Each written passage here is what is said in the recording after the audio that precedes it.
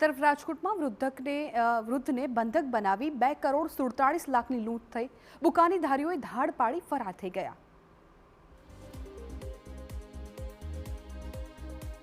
રાજકોટના શાપર વેરાવળ વિસ્તારમાં કરોડોની લૂંટની ઘટનાથી ચકચાર મચી ગઈ।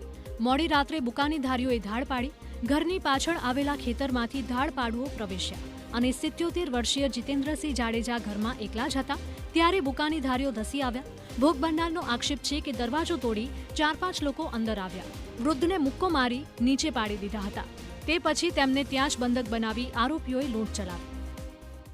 દરવાજો તોડીને અંદર ગયા અને મેં હાકલ પાડી, કોણ તે મને મુક્કો મારીને પાડી દીધો અને માથે એક જણ ઊભો રહ્યો લોખંડનો ફરિયો લઈને।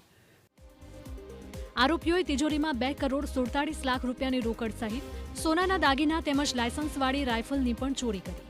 ભોગ બનનારનું કહેવું છે કે લૂંટ દરમિયાન આરોપીઓએ કોઈ પણ પ્રકારની વાતચીત કરી જ ન હતી। આ ઘટનાની ગંભીરતા જોતા રેન્જ આઈજી પણ ઘટના સ્થળે પહોંચ્યા હતા। એફએસએલ અધિકારી, ડોગ સ્ક્વોડ અને ફિંગરપ્રિન્ટ એક્સપર્ટ દ્વારા જરૂરી પુરાવા એકત્રિત કરાયા। મને ઉમ્મીદ છે કે આજે ગુનાના જે ઉકેલ છે અમે બહુ જલ્દીથી લાવીશું અને આ ગુના ડિટેક્ટ કરીશું। પોલીસ તપાસમાં રાત્રે આ જ વિસ્તારમાં 3 બાઇકની ચોરી થયાનું પણ સામે આવ્યું। ત્યારે વૃદ્ધના ઘરમાં લૂંટ કરનારા શખ્સો અને બાઇક ચોરી કરનારા શખ્સો એક જ હોવાની શક્યતા છે।